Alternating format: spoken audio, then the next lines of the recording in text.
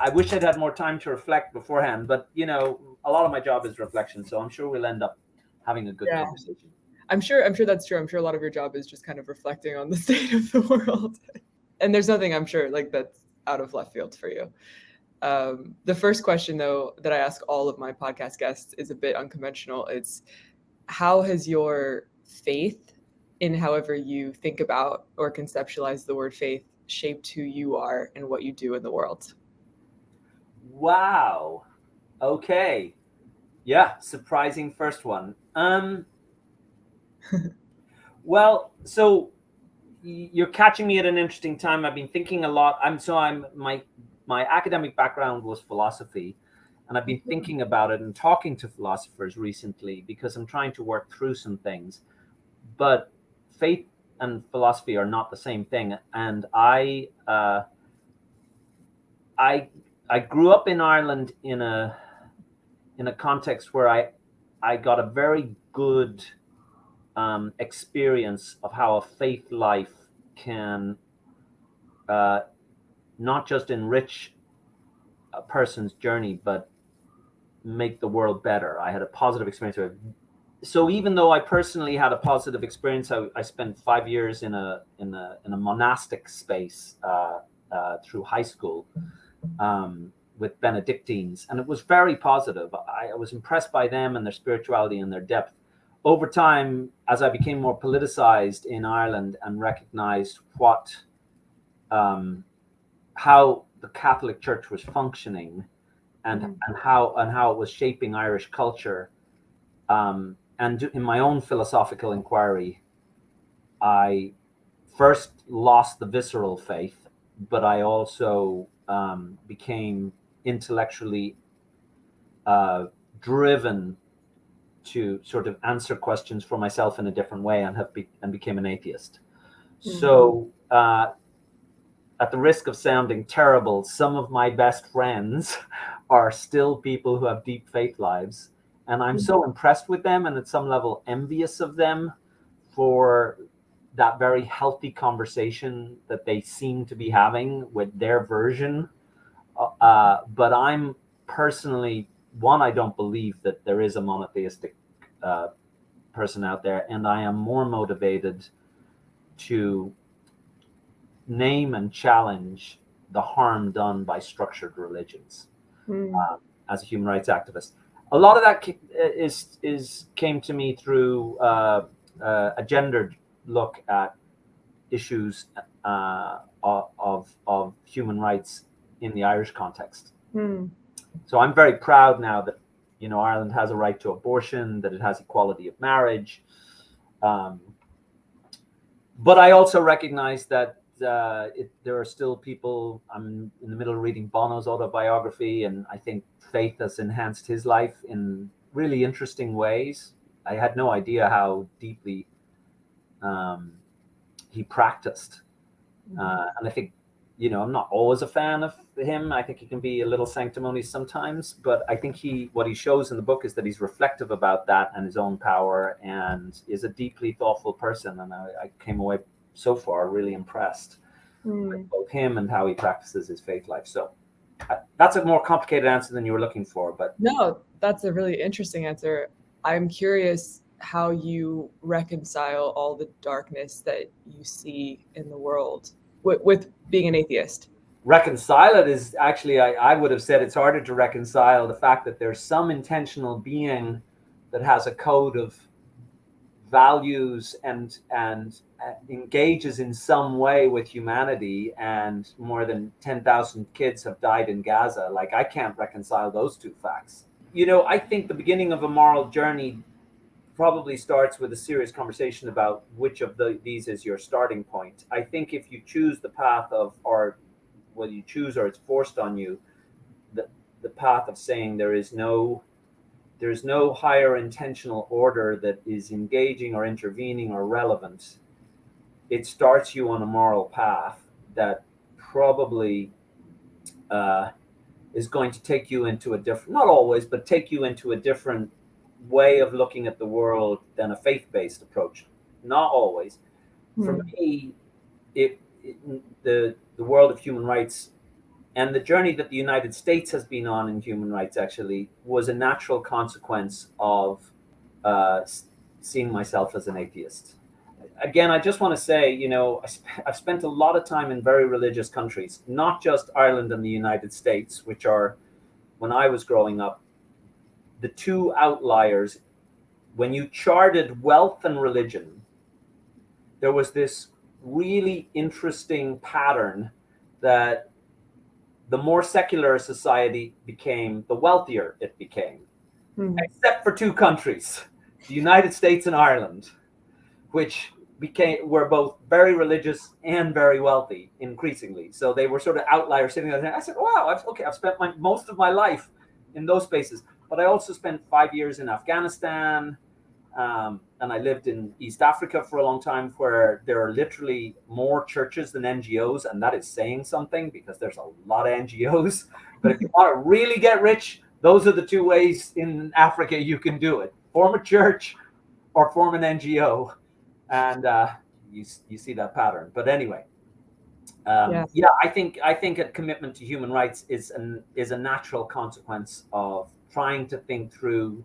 So if we don't have a higher order deigning the values by which we ought to live, what ought we to come up with?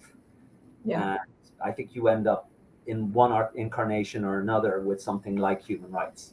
I'm curious. I mean, I assume, and I could be wrong, but I assume that anyone who goes into the field of human rights, they had to have had an experience, or they had to have seen something from a young age that really catalyzed them to want to do this kind of work. Would that be true for you? That's interesting. I think there's different people, and I find my sort of I used to say the water cooler conversation. I've been around a lot of water coolers in human rights organizations, and wanted to, or just happened to connect to whomever else was at the water cooler. And one thing I would say is that there are patterns, but there's no one answer to why somebody's standing there early in the morning. So for a lot of folks, it's anger at something that's happened to them or to people that they care deeply about. For others, it's an energy, and I use the word love sometimes, but a sense of possibility. If we could, and this in the faith world actually often happens, if there are, as I said earlier, there are people who are deeply faithful and deeply committed to human rights as the way to live out their faith.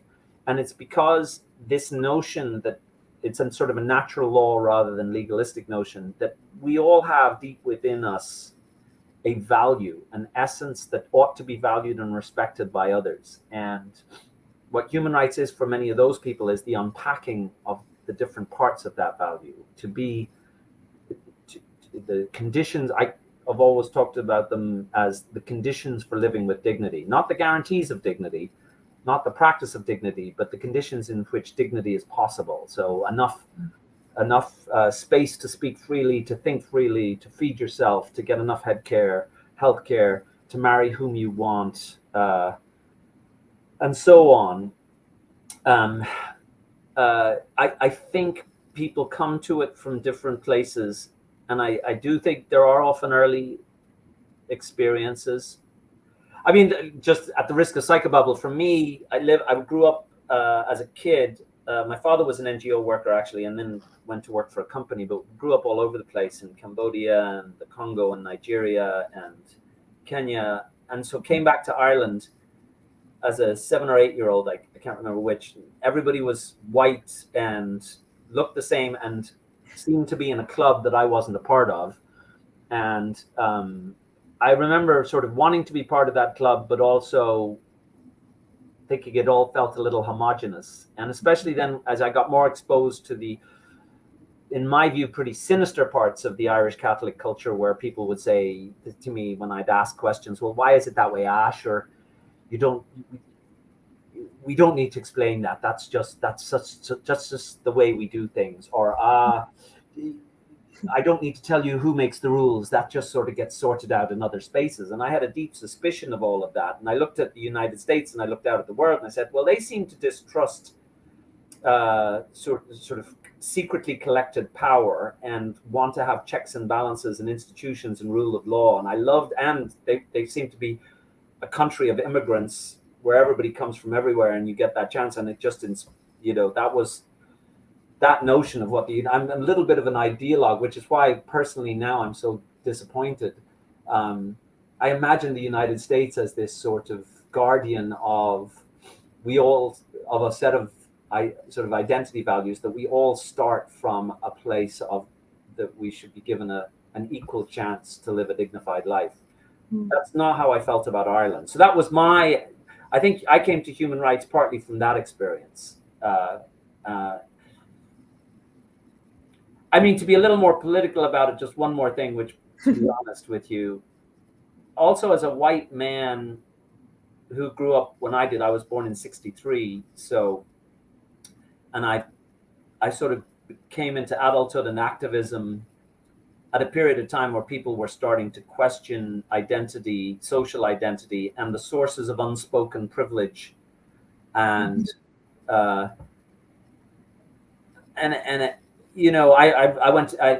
went to Harvard and wanted to get involved in talking serious conversations about social justice and not necessarily human rights, I'm getting there, but about what were the moral issues that were driving our world. And in that time, the real issues that were most interesting were going on in the Black communities, for women activists, in the Latin communities. But I think there was a recognition at that time, and this was 90 to 93, Obama was in the same law school at the time. If you were a sort of a late 20s white male, you needed to be checking yourself before you assume you have any role to play in the forefront of these conversations. I loved that at one sense. I mean, I was part of, a lot of protests and discussions where the leadership was where leaders of color or women or particularly in the gender justice space, some of the most powerful leaders in law school were in the LGBTQI community. And so I was witnessing that and both in awe of their leadership and how do I get invited to this party, but also recognizing that I probably wouldn't be centering myself in that.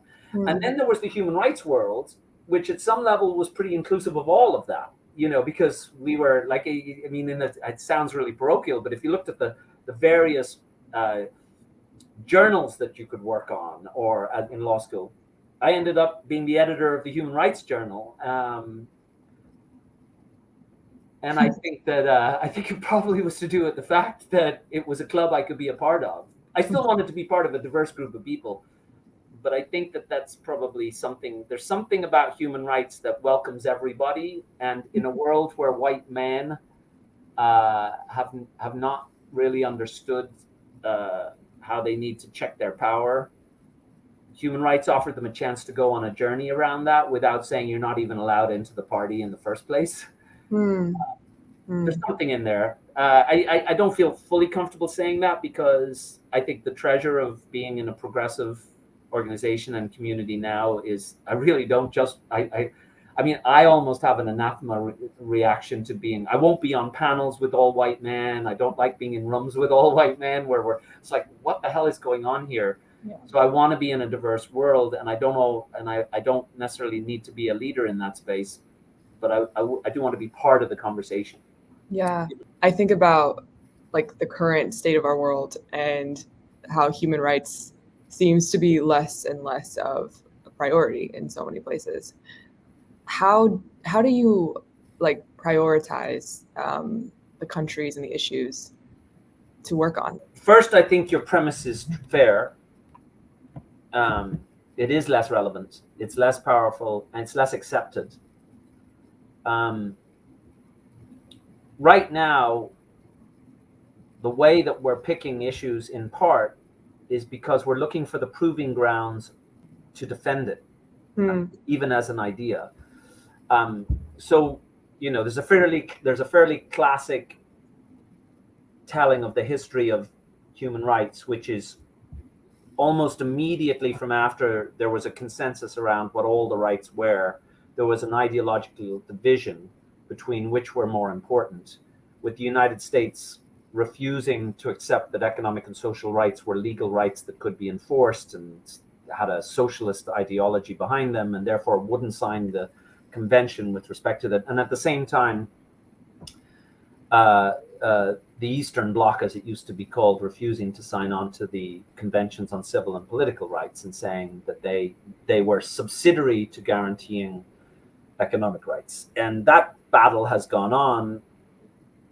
For the human rights activists, we had a moment of optimism, I think, towards the end of the last century and early in this century, where people were no longer saying that one or the other was more important. Human rights organizations like Amnesty and Human Rights Watch and others were seeing these as part of a holistic set of conditions, whatever you want to call it. I call it the conditions for living with dignity, but we're seeing that divide as being less important. But politically, you still have, the big state actors aligning differently. Although the United States now, I think, is one of only a couple of countries in the world that hasn't signed on to the Convention on the Rights of the Child and other part because of this. Okay, so that's the background.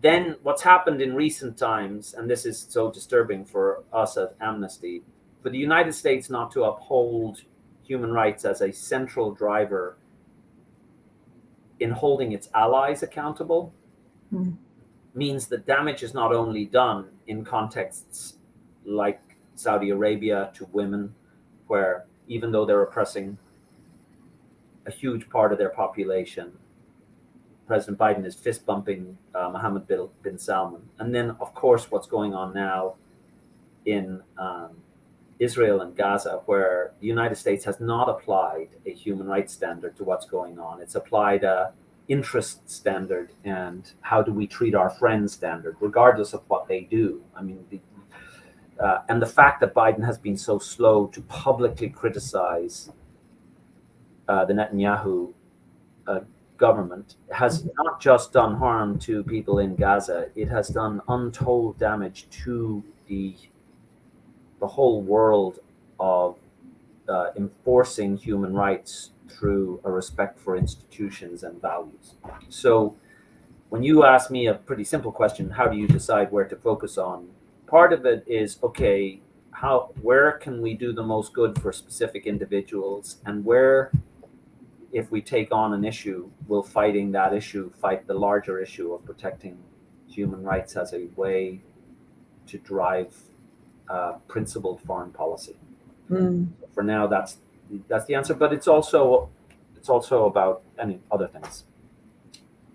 I'm trying to give you a short answer to one of your interesting questions. I keep rabbiting on. No, I like the rabbiting on. What gives you hope, and what's keeping you up at night right now?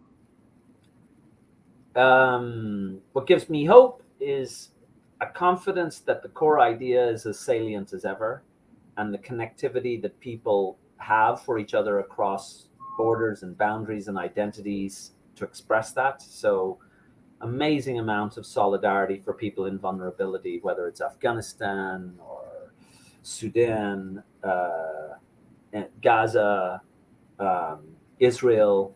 The idea that we are connected to each other through our common humanity and a belief in fundamental respect for rights is as salient as ever. I think it will still, in the end of the day,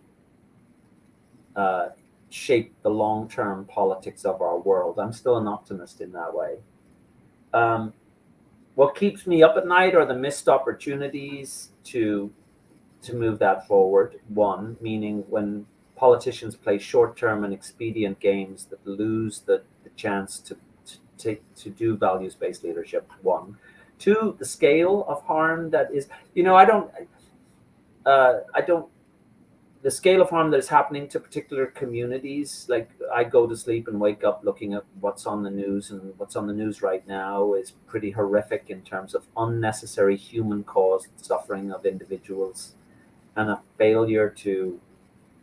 fear that it's becoming normalized in people's like, oh yeah, well, we're on, for example, in Gaza, month 6 of children being starved. So that's just the daily news now. Or women in Afghanistan being uh,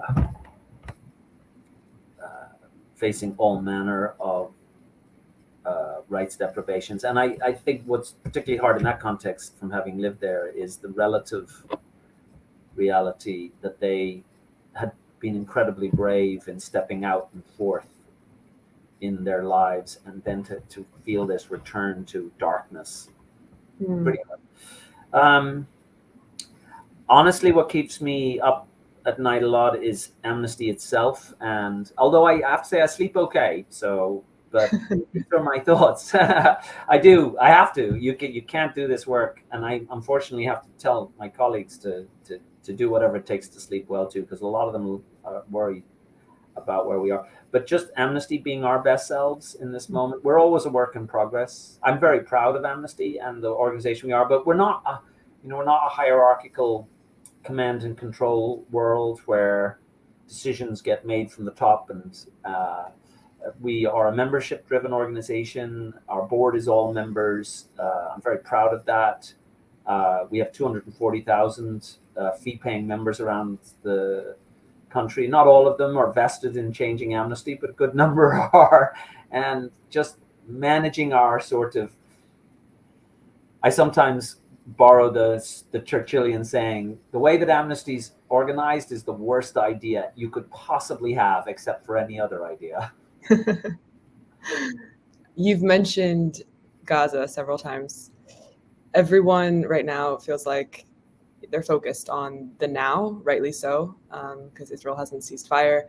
But I'm curious, in your view, what are the longer term, day after implications of the war on Gaza in terms of regional stability and human rights? Well, obviously, it depends on what the day after both agreed solutions are and the investments are. I will tell you that as a human rights organization that values our impartiality, you probably won't hear an Amnesty person say the solution has to be,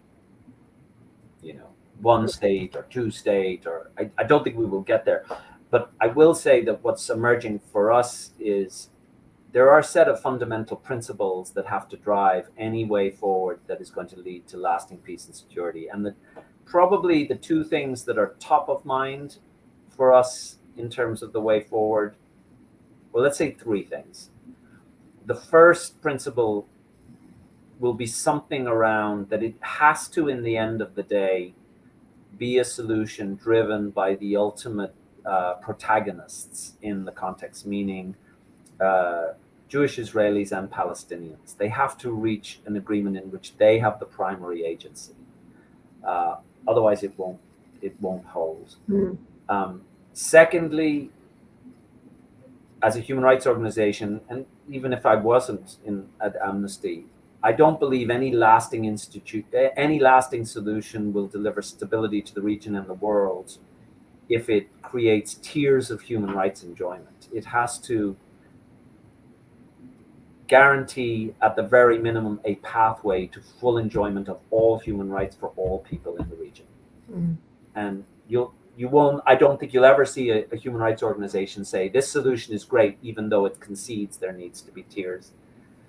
And then the third thing that I think people will talk about is that there has to be a level of recognition of how much investment and effort it will take by those who support the solution to actually create the lasting conditions for peace.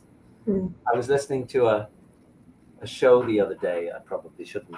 This is not a human rights research source, but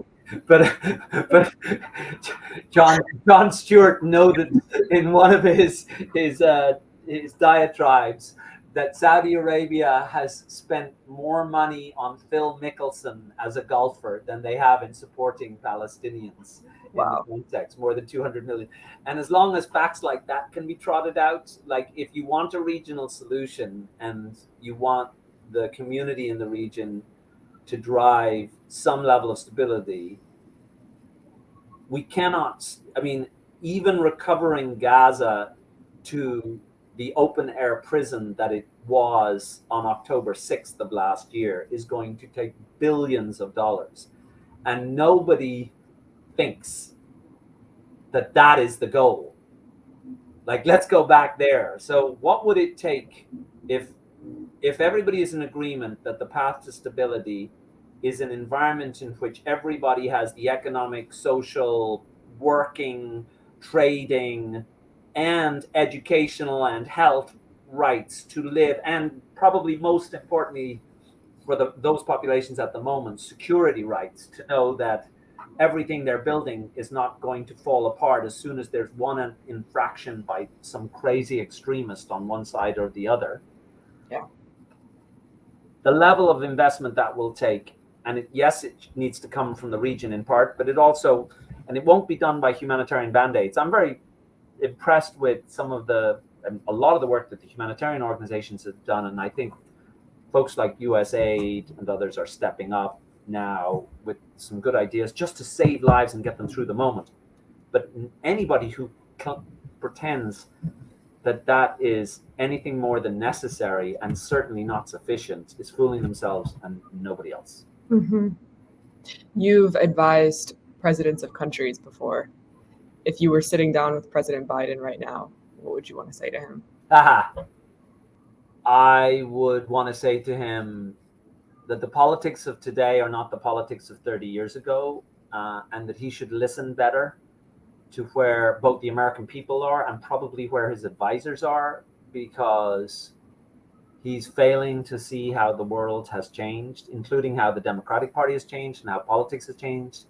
I think he's still using old rules to try and advance American interests. But there's just so much less tolerance for hypocrisy now than there was. There's so much faster and deeper scrutiny of how politicians say one thing and do another, that it has greater political costs, I think, than it used to have. And I think he's at risk of losing a constituency he ought not lose if he had better listening skills. I think that's one thing.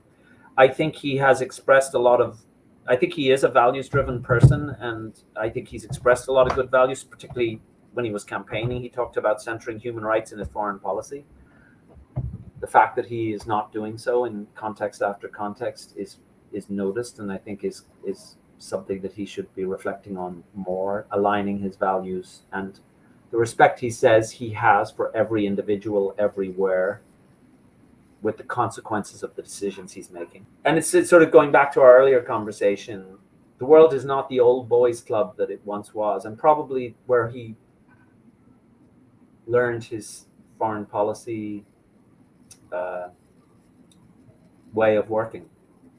It's a different world now. So yeah.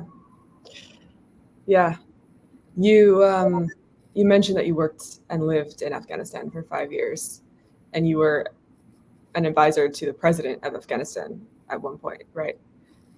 It must have, I mean, that role must have provided quite unique insights into the role of governance and human rights in Afghanistan. When the Taliban took over in 2021, like how did you feel watching that unfold? Yes, that's interesting. I had two experiences of that. I had a short period of time before he was kicked out of government where I was Ashraf Ghani's advisor. He wasn't president at the time, he was Minister of Finance. He was a remarkable person, but he was also, I think he'd acknowledge this, but he was sort of wrapped in his own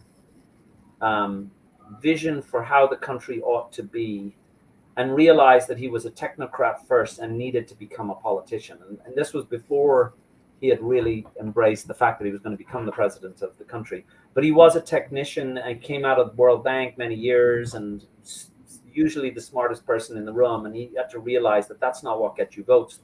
The time he ran first, he got like 1% of the votes. But I saw him, he did have a compelling vision for this thing that I care about, which is create institutions that can have checks and balances on each other so as to stop power abuse. Power abuse is the thing that drives me more than any other. It's funny I didn't say that earlier. So he did have a vision for that, and he wrote a lot about it, state effectiveness, and formed an organization that thinks about it. But when the Taliban rolled in, he was surprised. He didn't understand that he hadn't got the political franchise he thought he had.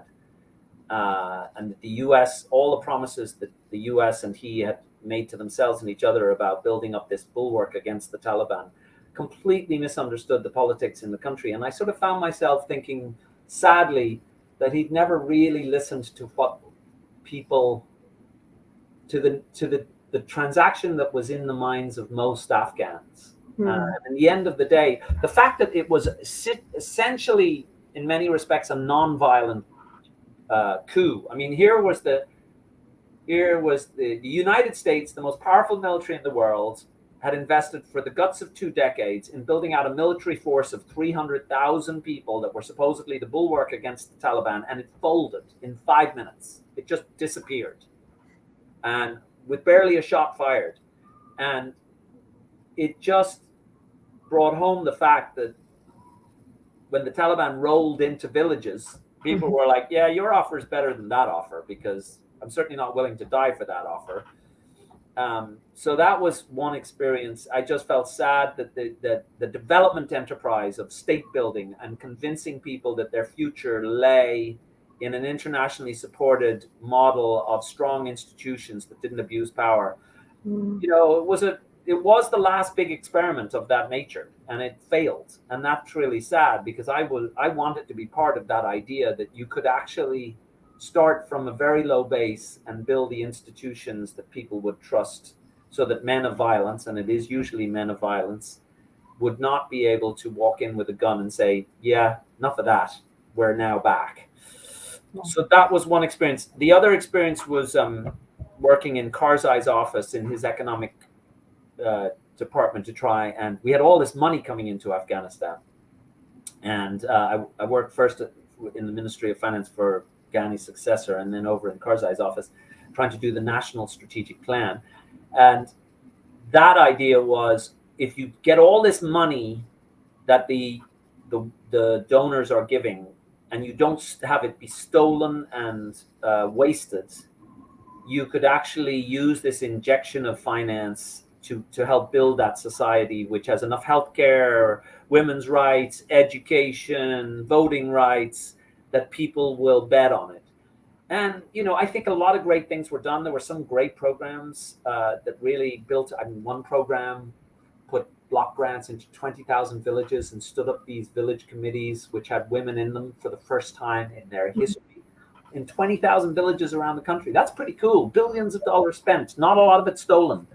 Really impressive. But in the end of the day, it wasn't enough, deep enough and long enough to withstand, you know, the guns. Yeah. Yeah. It's just so tragic to see what's happened for women and girls. And it often feels like women's rights are, even within, you know, sometimes human rights organizations, relegated to the sidelines, like they're not taken as seriously as other issues. Why, I mean, I would love for you to speak to why you believe, because I think on a personal level, you care deeply about these issues, you're committed to these issues, women's issues. But why are they not just women's issues? Why are women's rights human rights? Yeah, I mean, it's sort of intuitive. There's different ways of thinking about that question. I mean, first, you're right. Okay, so no debate there, but why do they get framed as women's rights and not as the manifestation of human rights and human rights violations? In the Afghan context, they were definitely the proving ground of what is the fundamental premise of human rights. So human rights, you know, we have these, whether you believe in natural law or it's by, you know, your trust in institutions and international law and legal frameworks, you have this set of things that you believe each person is entitled to hold and expect accountability for. And when you are in a context like Afghanistan, it is so powerfully clear that the most deep manifestation of why human rights are not being realized is this massive dividing line between how the genders experience life. Now, I will say for a lot of women in Afghanistan that I had the honor to work with, over my time, I came to better understand their version of that conversation. And there was this real danger of, there's always a danger in working on any particular identity-based form of human rights work, that particularly white men, but because we're rarely the population under threat, that we forget that the primary architects and leaders of answering your question should come from there. Should come from. So my first entry into Afghanistan was to work for the Afghan Women's Network. I met them through the UN. We're looking for a human rights education consultant who would support the Afghan Women's Network to do some human rights training. So I went in the first time during the Taliban era, and it was just this strange, beautiful, but really strange. I didn't. You're flying into Kabul. The Taliban controlled Kabul. This group of women who are rights activists but don't know much about human rights are asking for human rights trainings. The Taliban has said they can do it, but it's deeply suspicious.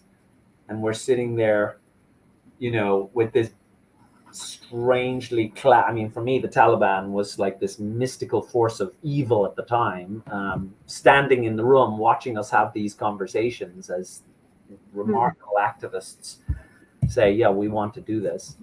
So, yeah. And I and then arriving in there in 2002, it was in the immediate aftermath of the fall. And I lived there with my family, my wife and daughter, for many of those years. But watching over those 5 years, women choose to work outside of the home, dress differently, embrace a kind of freedom, all on the belief that the international community would never abandon them and that the future was going in this direction. So they were stepping out and becoming leaders and becoming ministers in the government. Many of the women that I worked with in the Ministry of Finance or in the President's office, they were taking up roles that no one had ever seen women in these roles doing this work, and incredibly brave and really talented. And then they are abandoned.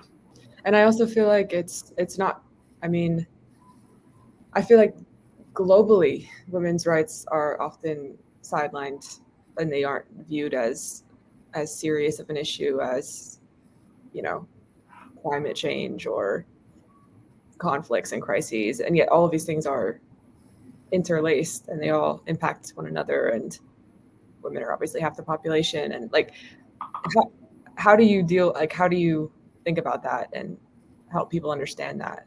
Yeah, I mean, I think you're right that in some contexts that is definitely a problem. I will say, with the work that's being done on intersectionality and anti-racism, I also think there's a growing recognition as to how sort of different vectors of oppression overlap and either both compound human rights deficits, but also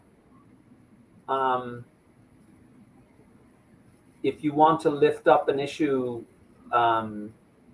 in a more powerful way, having access to leaders who are experiencing the intersection of these realities, meaning more women leaders in human rights organizations taking us forward, I think has been a big step forward. In the main, I mean, honestly, I one of the questions when when I was interviewed for the job, and I got, that you get to that point it was the board of directors interviewing me, and they said, "So do you have any questions for us?" I mean, essentially, my question was, "Yeah, what are you people thinking? Do you know what moment we are in and where we're at?" And it's not like, honestly, it is. I hope it's not like a false humility. I just wonder at why, where we are now, and what I've been exposed to in progressive movements, and particularly internationally network progressive movements, is a transformational reality in terms of who is leading, who is speaking, and how we're talking about it. So I would say now, most of my peers, in both within our organization but across the movement, are women leaders who are making the intersections you're talking about. Like, climate issues are not just climate issues, and poverty issues and speech issues. They're deeply informed by a gendered analysis of where we are, and other structures of power. A racial analysis is there too. I think those two vectors are really deeply shaping much of our thinking in most spaces. That's really encouraging. I hope so. You've probably faced enormous challenge, like moments of enormous challenge throughout your career. How have you overcome those? Two quickies. I had a leadership. I was sending this to somebody yesterday. God, I must be boring. But anyway, it was useful in a conversation. They were asking about their own management path, and I said I had a leadership role, 96 to 97. So I was the president of a foundation, and I was uniquely and catastrophically unprepared for management at the time. And it was pretty traumatizing. And I came away from it feeling like I have no right to be ever managing anyone ever again. If there's one thing I know about my future, it's that I will never have another management position. And it took me a long time to believe that I was not inflicting a terrible set of pathological tendencies on other people by being a manager. So that and it was, I suppose, like it is for many people, it was both some level of self-awareness about some real weaknesses that I had, but also a confidence issue. So that's just a personal thing. I think the thing that there have been moments where I've made big mistakes as well. I've made big mistakes at Amnesty. I made big mistakes early in my tenure that were harmful to colleagues and also to our mission and reputation. I think reflecting on what it meant to understand a mistake that you've made and to try to grow from it, that has been a thing for me, and trying to learn how to apologize in a deep way. I read something which I would recommend to you and anybody who's listening to this. I think it's called The Paradox of Apology, and it's by a woman called Agnes Callar, who is a philosopher in the University of Chicago. And I just think it's so powerful. Apologies are very deep things. She thinks they're miraculous, but learning that, and then I suppose the last thing I'd say is, and then if you believe in what you're doing and that your ability to grow and to learn from mistakes, then just sticking around and trying to be humble as you stick around, so that people will give you the time of day when you have redeemed yourself in some way, or at least sought redemption, allows you to stay in spaces doing useful work. So yeah. That's wow. Powerful. Okay, I'm not paying you for the therapy bill on this, but that was actually No, that's so powerful. That's so powerful. I'm curious, like, if there's one, and I know we're almost out of time, but if there's one historical figure that you could sit with and have a conversation with about human rights, who would it be, and what would you? Interesting. I'd have a conversation. I would like to have a conversation with Eleanor Roosevelt, but I don't think it would necessarily be a nice conversation. I think I'm reading this book at the moment, actually. So it's called Eyes Off the Prize by Carol Anderson. And what she basically, It's a secondhand book, and it's interesting. A lot of this version has a lot of words like "ouch," "yikes," and margins. The argument, I'm not sure I'll do it justice, but the argument that she's essentially making is that Eleanor Roosevelt and Truman sold the U.S. civil rights movement and to some extent human rights down the river by refusing to compromise and to integrate human rights concerns that civil rights leaders, particularly in the Black community, had, because what was going on in the United States was fundamentally a human rights crisis. And it could have done a huge amount to advance the civil rights movement if Truman and Roosevelt had embraced that. But instead, she wanted to preserve its relevance as this international benign thing and didn't want to have a big fight with the Dixiecrats, the Democrats who were still very comfortable with a racially unjust South. And so, yeah, I'd want to have that conversation and better understand how because the Universal Declaration of Human Rights was a radical document. More women involved in its formation, more countries involved in its formation. The idea that we could aspire to live in a world without distinction of those forms, really powerful in 1948. And yet compromises were made that did a huge amount of damage as well. So that's who I'd like to talk to and better understand what she was thinking. Fascinating. Paul, I end all of my interviews on one question. And just like the first question, it's a bit unconventional. It's, what is the more to your story? So this podcast is called More to Her Story, in this case, More to His Story. What is the more to your story? Love that question. I think what I'll leave you with is what I'd like to be remembered for in my life is that my obsession with power abuse did not lead to me being obsessed with power. And that in the end of the day, I really did commit to distributing it to others, whether it's my home life or my colleagues or just other people I get to work with, that in the end of the day, the giving away of things that people might have thought I was especially keen to hold on to, it was done enough, deeply enough and often enough that, on my gravestone, they won't write, "He liked power too much." They'll write something a little bit more generous. I'd like that to be true, but I've still got 60 years to prove it. So, because I'm only 60 now, so and I do believe people judge what you do more than what you say. So let's see what I do. Well, you've done a lot already, and that will be a great legacy. Listen, really fun to talk to you. Likewise. This conversation ends here. Go to moretoherstory.org or More to Her Story Official on Instagram to keep up with our work. And check back in every month for new episodes. Thanks for listening.